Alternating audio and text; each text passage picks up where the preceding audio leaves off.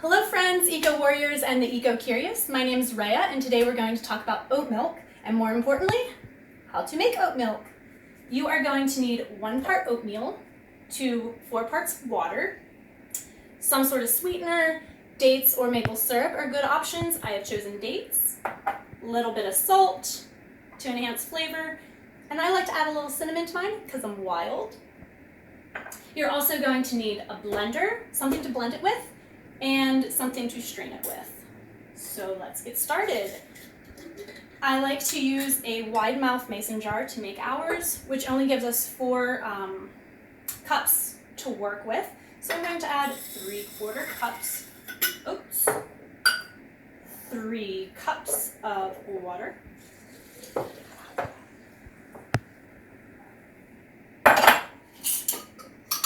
I'm gonna add a date for a little sweetness. A little bit of salt.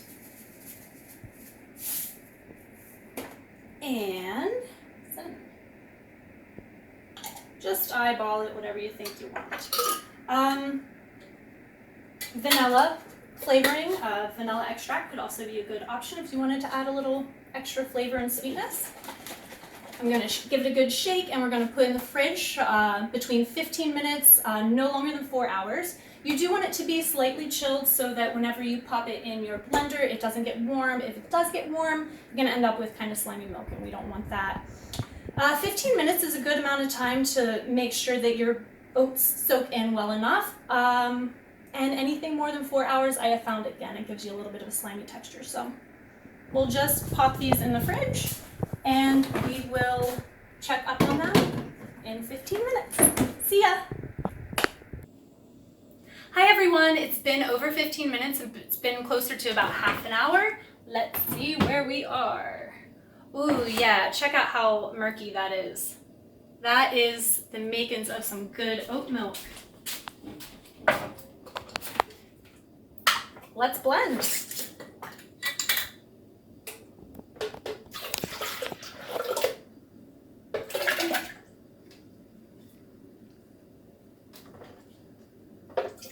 We had a couple of stragglers, so there we go. I'm just gonna blend for 30 or 40 seconds. There's really no science to it. I don't even know what setting I do. I just kind of mix it up. So let's see what happens.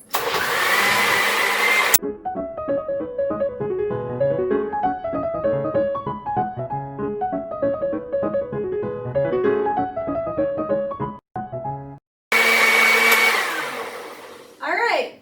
I don't know, 30, 40 seconds. We're gonna need our strainer.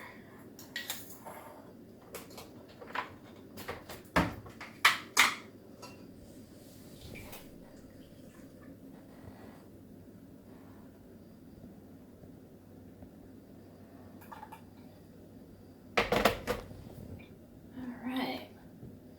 There's quite a bit of pulp in there, so let's just work it through.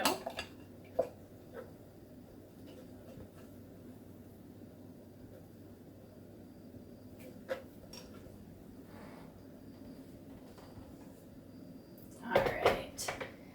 I like to send it through a second time just for good measure. It's looking pretty good though, huh?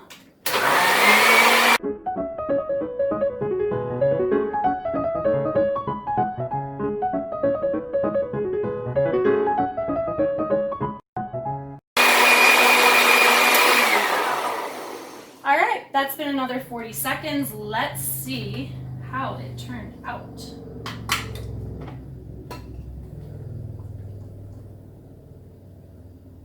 Oh yeah.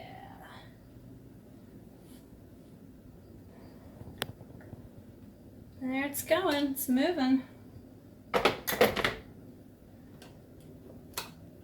Let's move that pulp out of the way and make it easier for it to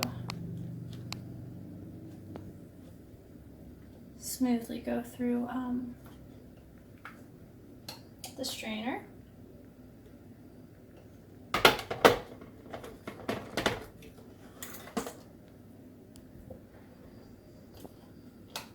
And then we're going to be left with some oat pulp. And in our kitchen, I don't like to let too much go to waste if I can help it. So we're going to have some oat pulp left over. And I'm going to put it with some other oat pulps from previous batches of oat milk that we've made. I'm saving up so that I can make some sort of baked good later. Maybe I'll make some crackers or maybe some muffins or some cookies. We'll see. All right. This will find its way back into the freezer so that we can make something delicious with it later. I'm just gonna pop over to the sink for a second so that I can rinse off these bits of oat.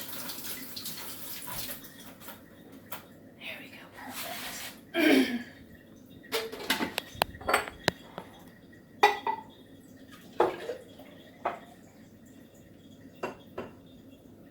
We're gonna juggle our water so that we can send it through our cheesecloth this time.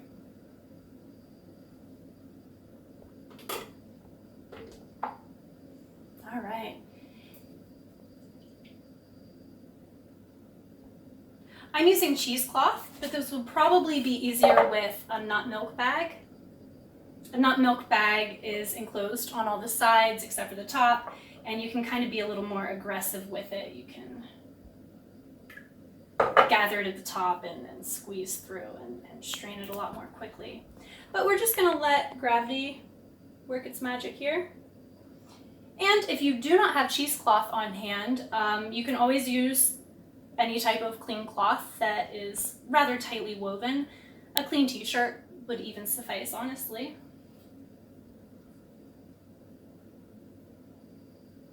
One of my favorite things about making oat milk is that it's so incredibly low waste. Not to mention super cheap. I mean, we're gonna save $3, $4, $5 depending on the brand, just by spending less than 10 minutes of hands-on time making this. But look at this. Our oats, our dates, and our cinnamon all came from a bulk shop. Shout out to East End Food Co-op. And you don't have to worry about the waste that you generate by buying it pre-processed from the grocery store. A lot of times those plastic covered cardboard cartons that it comes in, they're not very often recyclable, right? Look at this is working great. All right, we are just gonna kind of give it a gentle squeeze to finish it on up. Make sure that we've caught any of that excess pulp in here. Ah, that looks good, all right. Just gonna balance that there. See what we're left with. Looks pretty good to me. Tastes pretty good too. So since we didn't add any preservatives, we're only going to have a shelf life in the fridge for about 4 or 5 days. You can always make a larger batch if you would like to though, and freeze it. If you do decide to freeze it or make a larger batch, just remember that your ratio is 1 part oatmeal to 4 parts water. Let's go ahead and add today's date.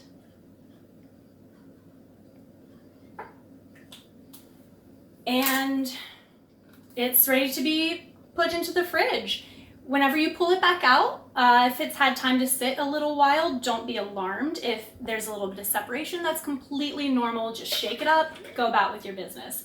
It can be used in every way that the stuff that you buy at the grocery store can be used. You can just drink it straight, use it in your cereal, put in your coffee, use it for baking, whatever you like. Thanks so much for joining me and talking oat milk. I hope that you've learned a little something for yourself, and I hope that you decide to give it a whirl. Live kindly, live gently, and be well.